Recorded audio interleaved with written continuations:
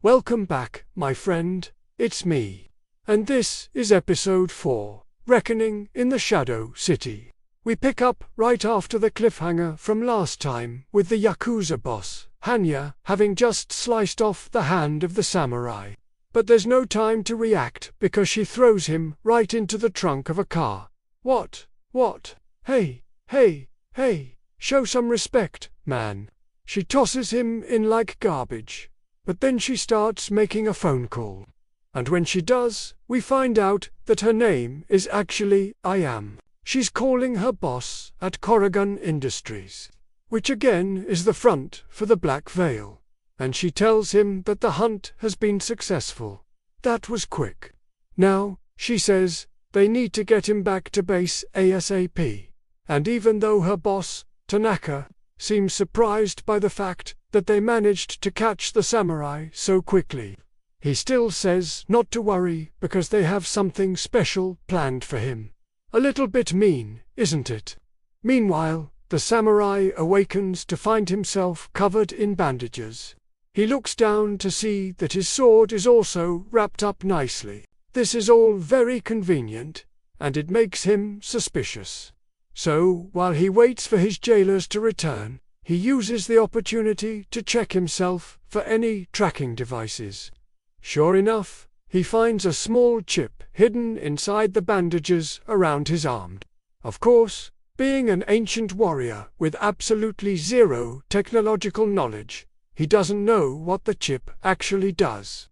But he does know that it needs to be destroyed. So he takes out his katana and slices it in half. Perfect.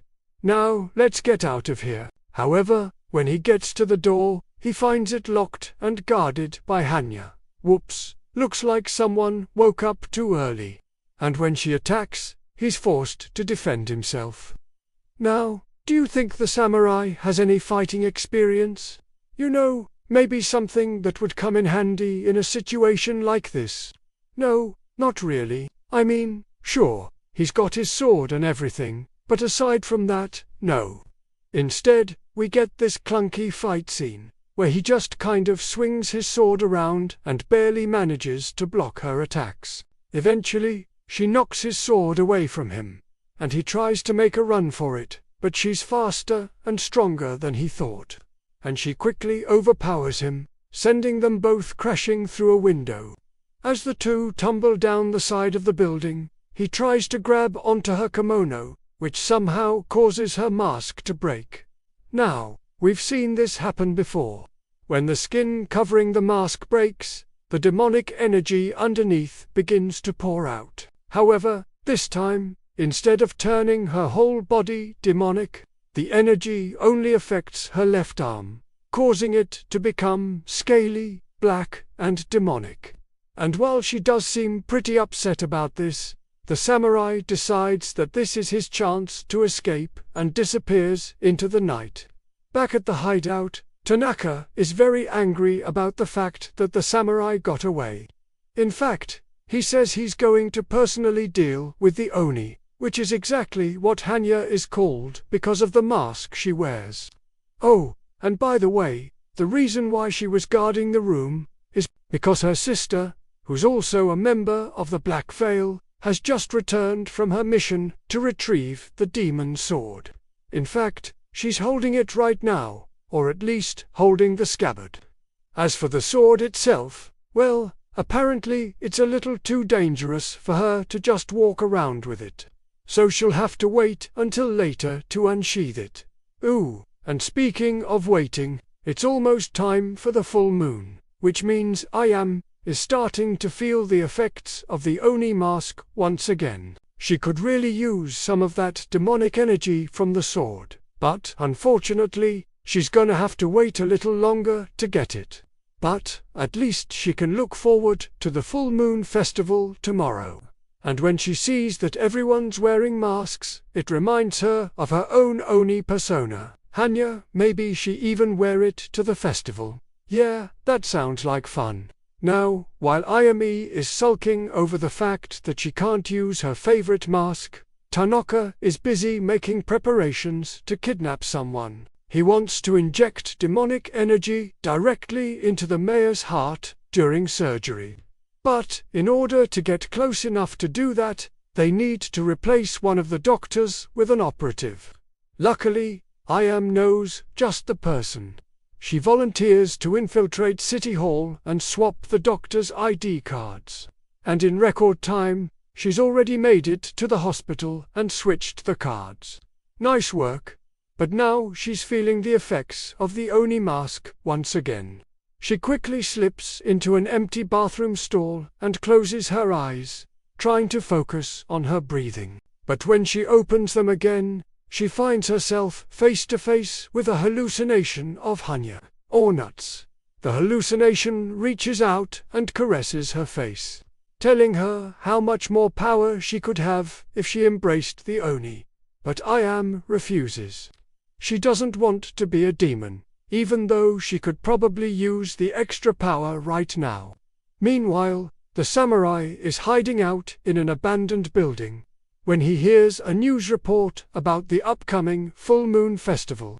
Apparently, it's a big event with lots of people, and that's not very surprising considering that every year the city holds festivals celebrating Shinto religious holidays. In fact, most of Tokyo's major shrines were rebuilt after they were destroyed during World War II, and many are still standing today. But the samurai doesn't really care about any of that. All he cares about is getting revenge on the Black Veil, and since they seem to be congregating at the festival, that's where he's gonna go. At the same time, we see Iam arrive at the festival. She's enjoying the festivities with a couple of her co-workers, but the entire time she keeps seeing visions of the samurai. Oh, and guess who else shows up? That's right, it's Hanya. She's with a different set of co-workers, but she and Iam end up running into each other. And when Hanya asks Iam why she's here, she simply says she needed a break. I'm sure that's true. But maybe she's also here to find the samurai. Meanwhile, our hero is hiding in a nearby building across the street from the festival. He's watching Iam and the others, and when he sees her, he immediately recognizes her from the bar. He knew there was something special about her, and now he's beginning to understand. And with that realization comes a new determination to destroy the Black Veil once and for all. Suddenly, the Oni mask begins pulsing with an eerie red light. Iam feels the demonic influence rising within her. She's losing control, and when she runs off to find a bathroom, Hanya follows. And inside, Iam looks in the mirror and sees that her cheeks have turned demonic. Then she looks behind her to see Hanya, whose entire face is now covered in demonic flesh. Guess it's time to get serious. Iam lunges at her sister, but Hanya is ready for her. And while she's able to dodge most of the blows, she can't help but notice that her sister seems to be getting stronger with every swing. As the fight continues, more and more of Ayami's body turns demonic, and finally she loses control and completely transforms into her Oni form. The bathroom explodes in a shower of glass and flesh, and Iam emerges with blood dripping from her eyes, nose and mouth. She doesn't know what she's doing, but she knows that she needs to kill her sister. She's too powerful to control. But before she can do that, the samurai appears, deflecting her attacks with his katana. There's no time to explain things. She doesn't remember who he is anyway. So he just fights her, desperately trying to hold her off.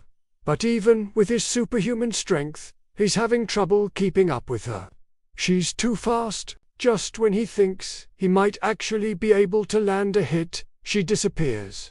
But then she reappears behind him and slashes him across the chest. He falls to his knees, clutching his chest, but he's still alive. Good. Iam needed to prove that she was strong enough to protect her sister. And now she will take her final test. With a deep gash in his chest, she will drain his blood and use its life force to complete her transformation. This is the moment we've been waiting for. The samurai is officially defeated, and the ritual for Yasuno Kami's final form, Oni 10, is complete. That's it for this episode. I hope you enjoyed it. If you did, please be sure to show your support. And as always, thank you for watching.